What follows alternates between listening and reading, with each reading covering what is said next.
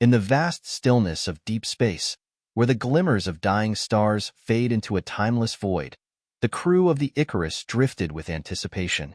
The ship's hull, weathered from years of exploration and expansion, held stories of triumph and disaster.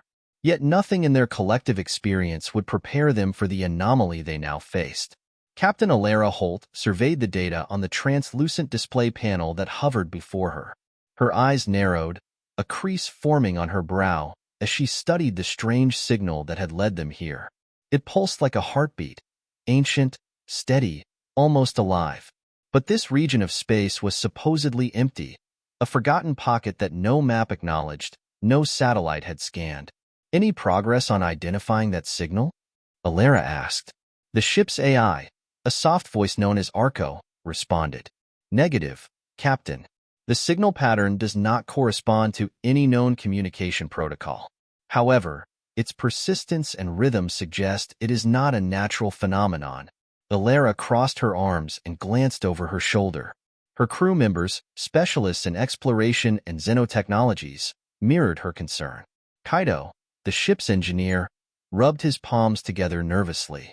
It's almost like a beacon, Kaido murmured. Something or someone might be calling out. The thought unsettled them all. Humanity's journey into the cosmos had been filled with such moments, hopeful discoveries that often led to deeper mysteries. Bring us closer, Alara commanded. Arco, keep analyzing. Anything you can find, no matter how small. Acknowledged. The Icarus surged forward, its engines humming softly, propelling it through the cold nothingness. Stars blurred outside the viewport, their faint light streaking like tears across the blackness. The crew remained silent, each lost in thoughts of what might await them. Moments later, the ship's alarms buzzed gently, signaling proximity to the source of the signal. Alara's heart pounded as she leaned in. The view before them clarified into something impossible. Suspended in the emptiness was a structure, drifting languidly. Unlike the sleek, curved designs of modern starships or the jagged edges of alien relics, this object was unmistakably terrestrial. It was a satellite, an ancient artifact of Earth's past. Its panels were warped, covered in dust that seemed to shimmer like frozen ash. Scratches marred its body, and fragments of metal drifted nearby, like ghosts unable to sever their bond with the past. It can't be, Kaido whispered, his eyes wide. That's from Earth. Confirmed, Arco said. Preliminary scans suggest this satellite dates back to the 21st century. Alara's mind raced. The 21st century, an era when humanity still gazed at the stars with wonder and trepidation, before interstellar travel became routine. Satellites from that period should have long since fallen into decay or been swallowed by the gravitational pull of larger celestial bodies. How did it get out here? Alara asked aloud, though no one had an answer. Kaido's fingers danced over his console. I'm picking up faint power readings. It's barely functioning, but something inside is still active. Bring it aboard, Alara decided. The mystery was too compelling to ignore. Let's find out what this relic of the past has to say. The airlock chamber cycled, and the satellite was drawn into the ship's cargo hold. The crew donned their protective suits and gathered around as the chamber's lights flickered to life, casting long shadows across the metallic corpse. Its surface was pitted and scarred, yet there was a strange beauty to it, a testament to human ingenuity and curiosity. Alara approached cautiously. Her gloved fingers traced the faded lettering on its side. Vega 2. The name barely registered in her memory. It was one of many probes sent out in the late 21st century to explore the outer edges of the solar system. But none had ever ventured this far. What are you doing here? She murmured, half to herself. Captain, Arco interrupted. There is a data core within the satellite that appears to be intact. I can interface with it, but the process will take time. The technology is primitive. Alara nodded. Do it. Whatever secrets this holds, I want to know. Hours passed in a tense silence. The ship's hum became a background pulse, a heartbeat for their collective anticipation. Finally, Arco's voice broke the quiet. Data extraction complete. There is a single message embedded in the core. Audio only. Play it, Alara ordered. A crackle of static filled the room, harsh and raw, before giving way to a voice. It was faint and warbled by age, yet unmistakably human. "This is Dr. Amelia Grant, mission commander of the Vega 2 probe. If you are hearing this, then perhaps hope is not lost. We've encountered something, a distortion, a tear in space-time. The probe was drawn in, pulled beyond the reaches of our known reality. We've seen glimpses of things, worlds and histories that were never meant to be." The voice trembled, laced with both awe and terror. "To whoever finds this, know that Earth's history is not complete. There are pieces missing, fragments lost to the void.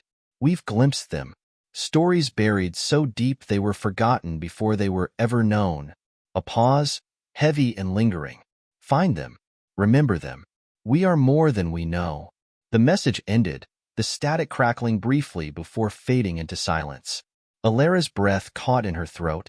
Forgotten pieces of Earth's history, lost and scattered across the cosmos. The idea ignited something within her, a sense of purpose, of responsibility. "We need to investigate this further," she said, her voice steady. "If there are fragments of our past out there, we owe it to humanity to uncover them." The crew nodded, a shared determination solidifying between them. The Icarus had drifted into this void seeking answers, and now they had a new quest.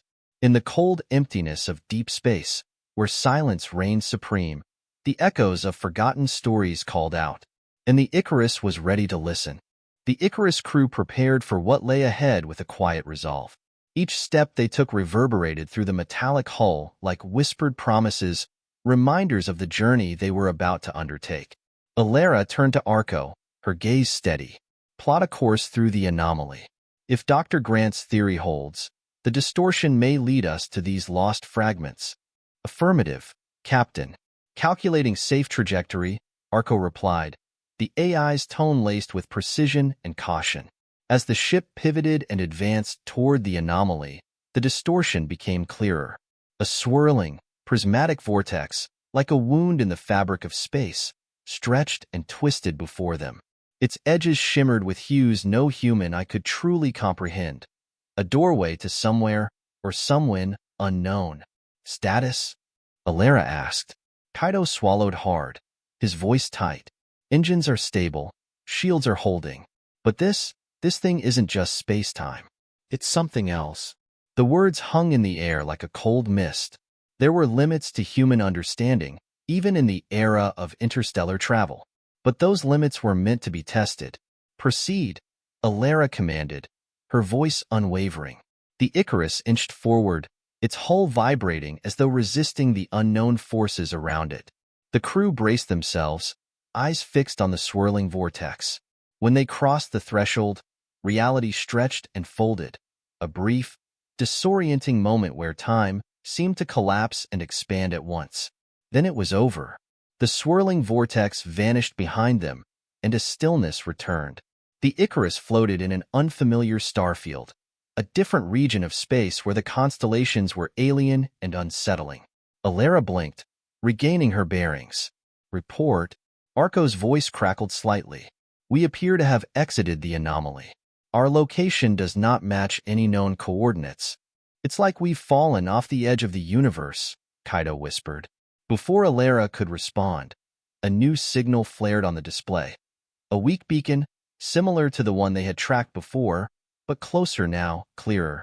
"Another fragment," Alera said, determination threading through her voice. "Lock onto it." The Icarus glided toward the signal, the emptiness around them charged with expectation. As they approached, a small celestial body came into view, a rocky planetoid, barely more than a drifting stone, lost in the abyss. But on its surface, artificial structures glinted in the dim light. Ruins. They landed cautiously, the ship's landing struts hissing as they met solid ground. Suited up, the crew disembarked, their boots crunching on ancient dust. The structures were human in design, but impossibly old. Time had worn them, yet they stood resilient, stubborn echoes of forgotten ambition. Kaido ran his gloved fingers over a crumbling wall, his breath fogging his visor. "How did this get here?" "Look," Alera said, pointing toward a collapsed entranceway.